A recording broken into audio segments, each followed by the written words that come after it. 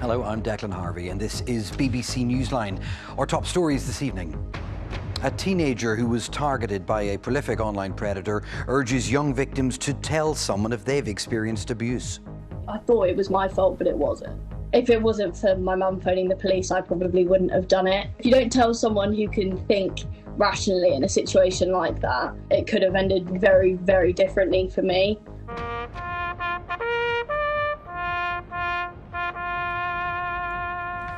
As commemorations are held to mark the 80th anniversary of VJ Day, we speak to a local veteran of the campaign in the Pacific.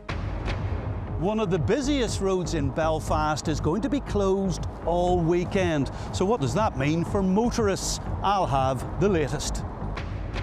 Another in a series of arson attacks on 5G masts in West Belfast is condemned.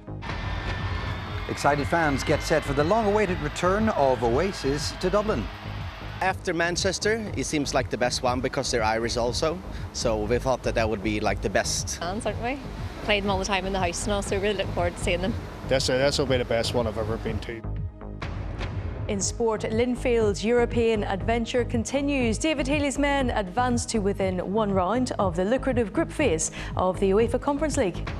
And if you have outdoor plans for the weekend, I have some very good news for you. Dry, bright and increasingly sunny through the weekend. I'll have all the details coming up just before 7.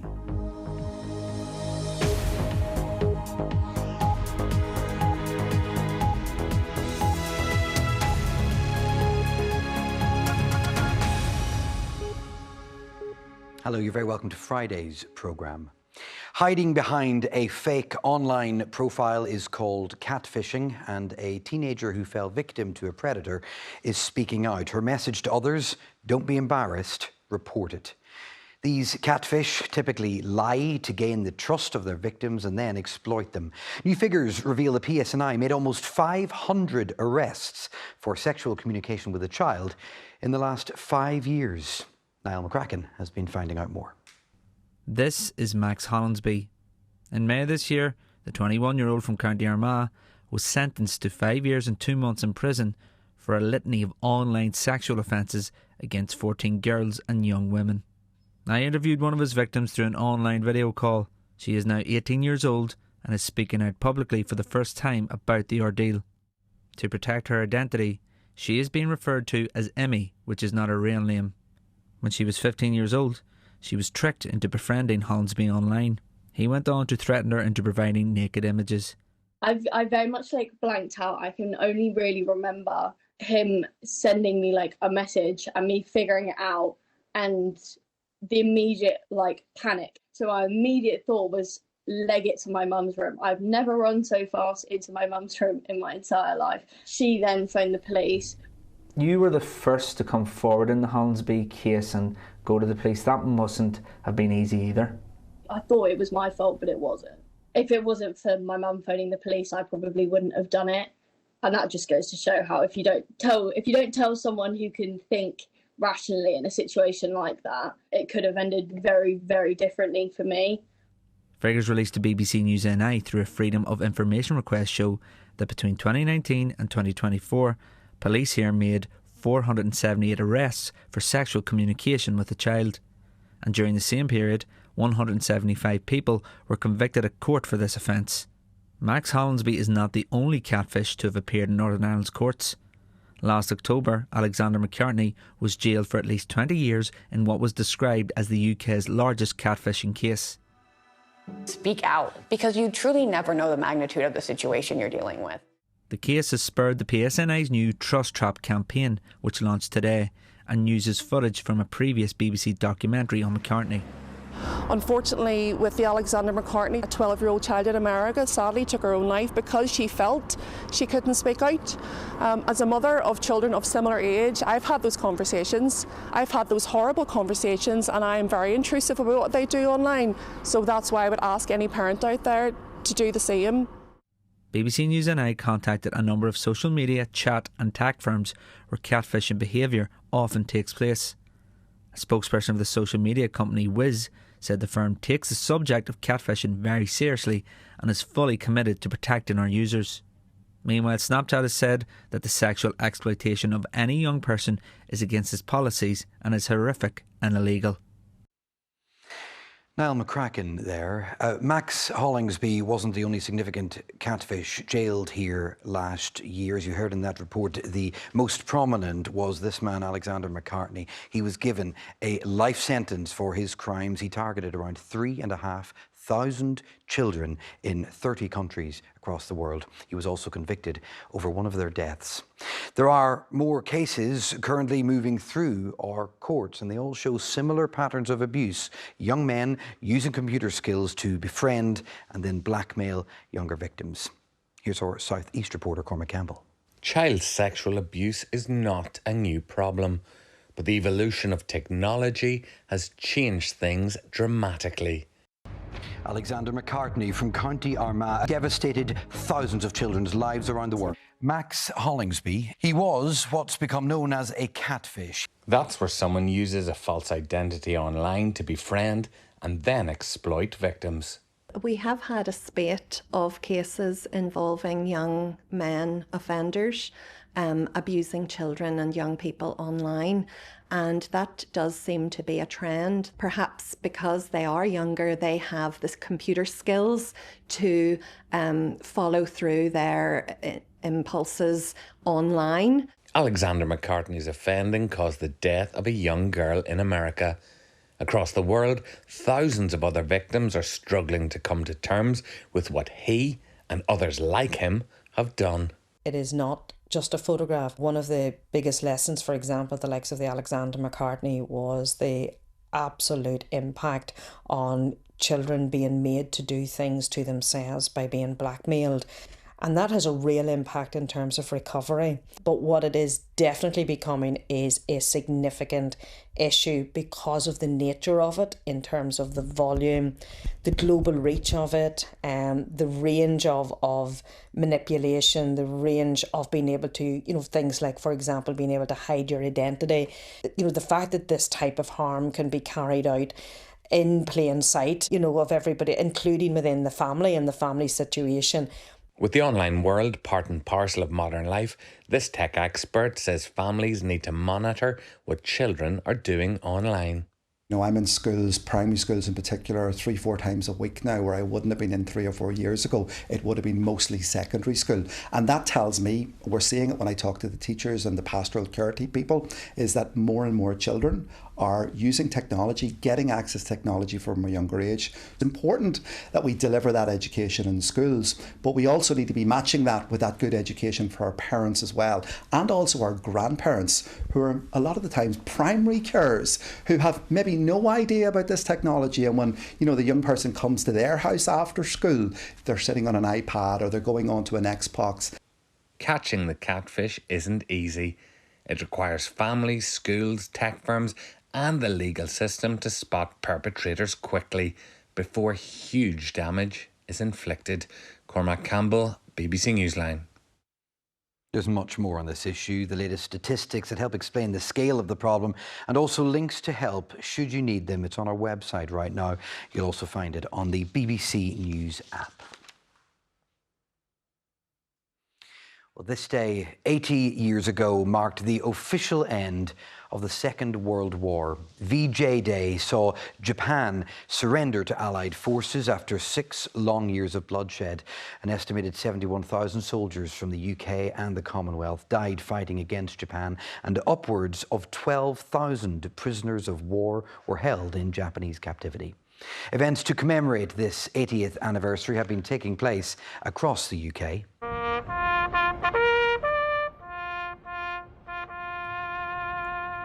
Locally, the anniversary was marked in places like Belfast, Lisburn, and here in Londonderry, where wreaths were laid and a 2-minute silence was observed at midday. It is important to do this. It's a history and all. It's important that we keep their memories alive. There's people went from this city to that war and never came back home. This city has lost men, etc., young men at 18, 19, 20, who never had the chance to grow up, get married, have children. It's important that we keep their memories alive. Well, while the war against Japan may have felt more remote than what was happening in Europe, thousands from here played their part in it.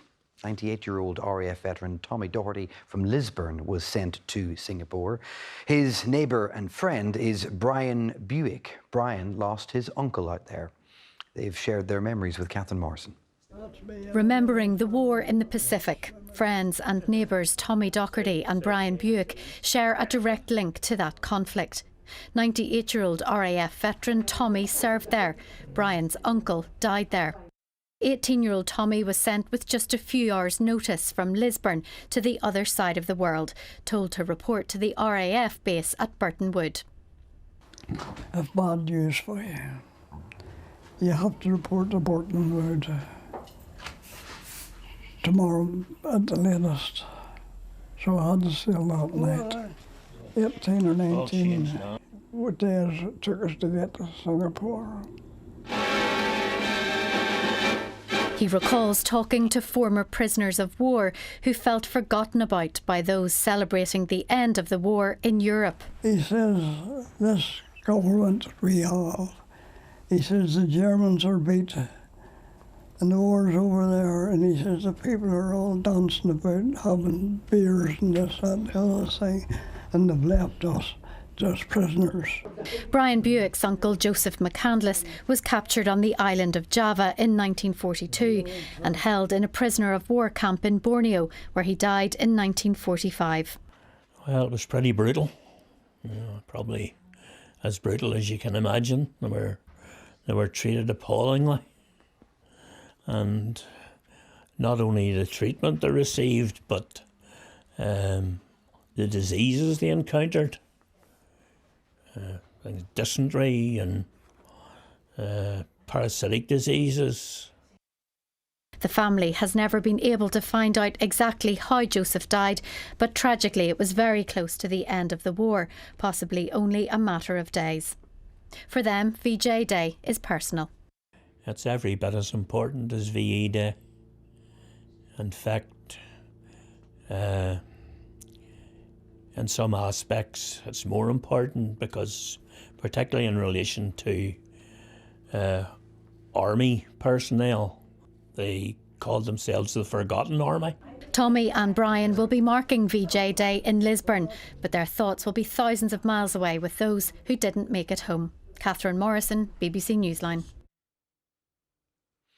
Next, another 5G internet mast has been set on fire in West Belfast. It is the latest in a series of arson attacks. My colleague Ida Dungan is here with more on this. What's happened? Well, I spent the early afternoon off the Glen Road, and for those who don't know that part of town, it's a busy thoroughfare in the west of the city. And I spoke to one councillor and he gave me a little bit of background. Now, the area has been identified in the past as having poor connectivity and poor reception. And it was actually only a few weeks ago that this mast was erected with the hope that it would improve reception for those living in the area. However, yesterday evening at around 8:30, some sort of accelerant appears has been poured into the base of the mast and it was set alight, and now it is out of action. And there have been at least 7 arson attacks en masse over the summer, and the vast majority of those have been in West Belfast. And there have been warnings of the impact of these attacks. Yeah, the police put out a statement early this morning warning that these arson attacks can impact hospitals. Now, what they said was that hospitals that are affected are experiencing difficulties in contacting patients and managing critical on-call arrangements. However, we've been in touch with both the Belfast Trust and the ambulance service, and they've both told us that they've experienced no impact to services due to the mast being out of action, and that their services are operating as normal. Now, we've contacted the police and we're waiting for a response from them to clear up exactly what the impact of that fire on the mast in West Belfast was last night. Ida, yeah, thank you. If we get any updates this evening, we'll put that on our website. You can follow the story there. Now, illegal, unregulated bonfires have been condemned by the First Minister Michelle O'Neill hours before bonfires are lit in the Bogside and Cregan areas of Derry. Earlier, the Bishop of Derry said sinister forces were exploiting younger people to stoke up fear and anger in communities. Earlier this week, placards with the names of a dead child appeared on the bonfire in Cregan. Other names included senior police officers and a Sinn Féin politician. The BBC understands that one of the offending signs, bearing several names, has since been removed. What purpose is being served for the young people by them being exploited to promote political ends? You can't build a united Ireland on a divided past or an angry present. We've got to find some way of building a united community. And the city's done very well in doing that. A lot of work to be done still, but certainly those who promote division, emphasise the pain of the past or the disappointment of the present, really are not creating a foundation on which to build a decent future. Next, motorists are warned to expect delays in Belfast this weekend because of repairs on the M3 Lagan Bridge. There were long tailbacks in parts of the city 2 weeks ago when the bridge was also partially closed. Now more work is required. Our community correspondent Mark Simpson standing by near the bridge. I mean, I think there's something like 60 hours of repairs needed. What's the problem with it? The problem is this bridge is now 30 years old, and you maybe can't see it on camera this lovely summer's evening, but if you look closely, it is showing some signs of wear and tear. Some of the bearings which support the bridge, well, they need to be replaced. It's a dangerous job. It's a time-consuming job. It involves literally, Declan, a lot of heavy lifting, and that's why it's going to take 2.5 days. Mark, give us a sense of the level of disruption this might cause.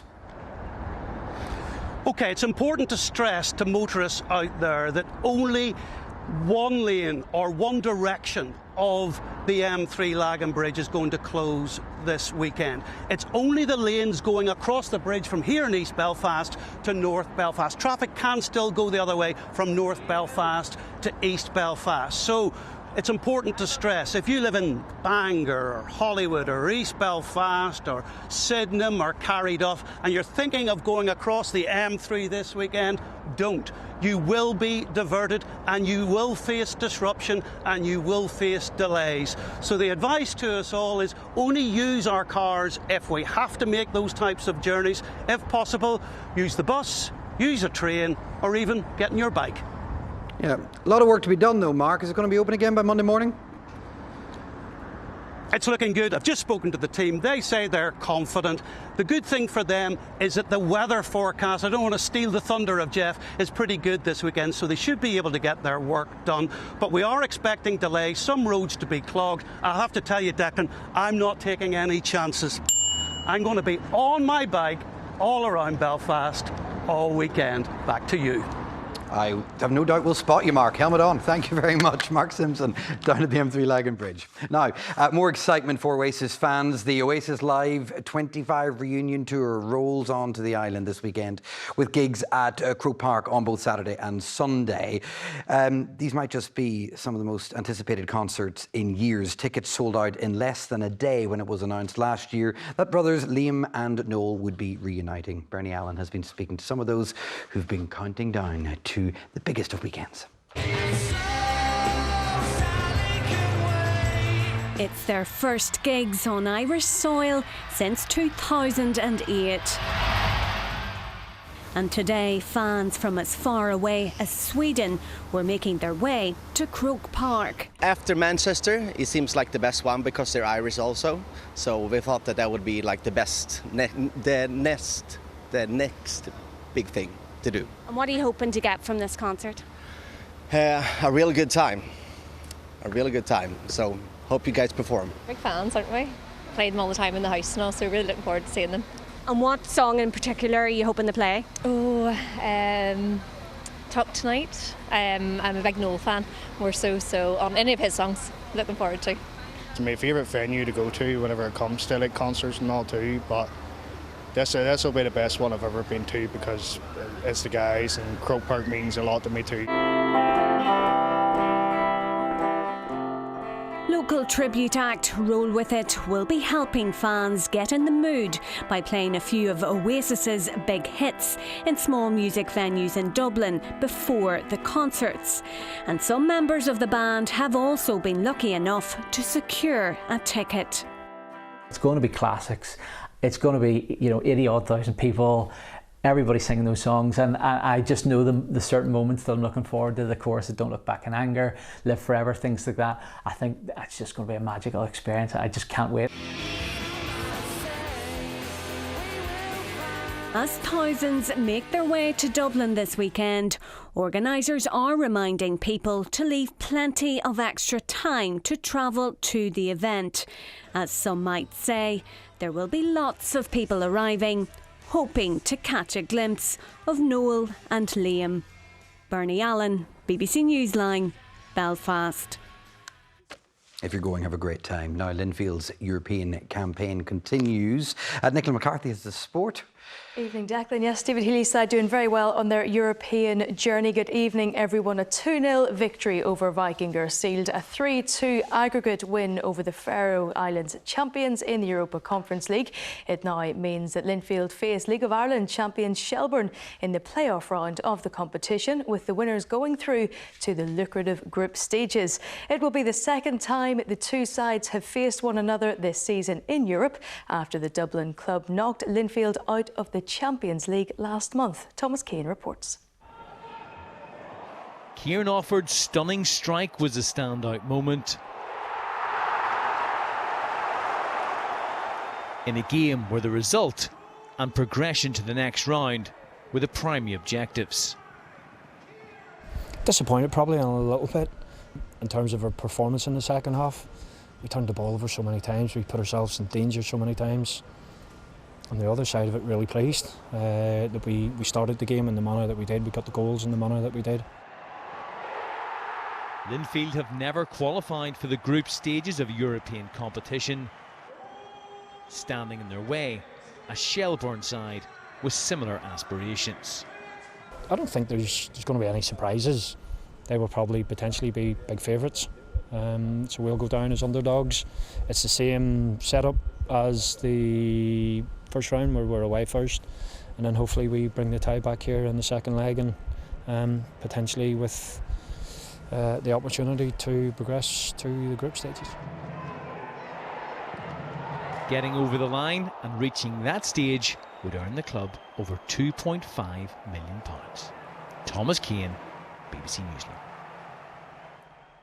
Staying with football, and striker Ben Arthurs. He seems to have adapted well to life in the Irish Premiership. A goal and a win for Bangor last weekend against Cliftonville in the first game back in the top flight. Arthurs is now the second highest goal scorer in the club's history, but that's not the only sport he has a talent for, as Thomas Niblock reports.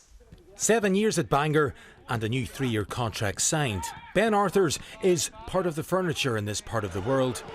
And it's a good job. Arthur's glancing header puts Bangor ahead again. A goal over the weekend against Cliftonville, and a club championship campaign in the black and amber of Ballycran. He's a man in demand. Yeah, well, that's the plan. Look, Bangor work with me, and they always have, even from we were in the Ballymena League to the PIL to the Championship. And look, I have to be careful with my body, playing two sports, and football is a priority. Look, I've played football all my days. I only started playing the hurling when I was about 14, so I've always been a football first guy, but definitely get a lot of pride playing from a local community, and a lot of my best mates play at Ballycran, and it's a sport that I really enjoy. So if I can do both, I don't see the problem in doing it. Doing it this weekend will be the challenge. Glentoran also won their first game of the new season. Last week's gone, and football can humble you very quickly. I've learned that out the hard way quite a few times. So, look, we're training now. We're going to prepare. We're going to go out, and if we work hard and give it everything we have, who knows what the result will be on Saturday. He's humble, very, very humble lad, and the challenge this season, I believe, and the rest of the coaching staff believe, is that Ben could be the number one striker in this league. He has all the attributes to become that, and we just need him to believe that, and there's no doubt Ben isn't finished yet. With ball in his hand, or ball at foot, Ben Arthurs is paving the way. Thomas Niblock, BBC Newsline. Now, in the last 10 minutes, Rory McIlroy has started his second round at the BMW Tour Championship in Atlanta. The world number 2 from Hollywood was 8 shots off the overnight lead after a level par opening round yesterday. That was good enough for joint 15th place on the leaderboard. He'll now be looking to narrow the gap to current leader Robert McIntyre, who is setting the pace on 13 under. And that is the sport this evening. Declan. Nicola, thank you very much. I'm sure lots of you are hoping a weekend of sun will help with the grain harvest. It's going to be sunny, isn't it? It is. It's a good one. Yes, hello, good evening to you. We started out this morning with a good deal of cloud, particularly across the north coast. We had this northeasterly feed just bringing that cloud in. But through the day, we've seen more and more in the way of sunshine and sunny spells. And certainly that is going to be the situation as we go overnight tonight with the clearing skies. It is, even without the cloud cover, going to be a warm night. Eventually, the temperatures will drop down to lows of 10 to 12 degrees, but that's not until just before dawn. So I think for getting off to sleep tonight, particularly with the humidity in the atmosphere, it might be a difficult night for sleeping. Generally, as we go through the next few days, a misty start to Saturday, then some dry, warm weather and increasingly sunny as we go through the weekend. We may just see that mist burning back quite quickly across the east coast first thing on Saturday morning, and then it is pretty much a story of wall-to-wall sunshine, a gentle easterly breeze just holding back the temperatures for a few, but inland we'll see daytime highs 23, 24 degrees, and then clear skies again overnight. Another really warm night Saturday into Sunday. Just look at these overnight minimums, 12 to 14 Celsius. Again, that only comes right at the very end of the night. What's happening is we've got this east high pressure in charge of our weather, so we're drawing in this mild, dry, warm air from Britain. It's going to give us a good deal of settled conditions as we go through Sunday. A really warm and sunny day, pretty much cloudless skies, and that is really going to help the temperatures everywhere. 22 to 24 degrees, very pleasant indeed if you have outdoor plans for the weekend. And even heading into next week, we've still got that easterly flow. Whilst Britain is seeing a bit of cloud, while parts of the Republic are seeing some downpours, we are still in that dry weather, 22 to 24 degrees again. So, whilst it might not be the best outlook for the gardeners and growers who need a bit of rain, for barbecue lovers, it is going to be something of a bonanza this weekend. Declan? Fantastic. All round to yours this evening? I suppose so, maybe. We'll see. That's it. Friday evening at 7 o'clock. I think we can say the weekend has started. Enjoy if you can and get out and enjoy some of that weather too. We'll see you back here Monday, 6:30. Thanks for watching. Bye-bye.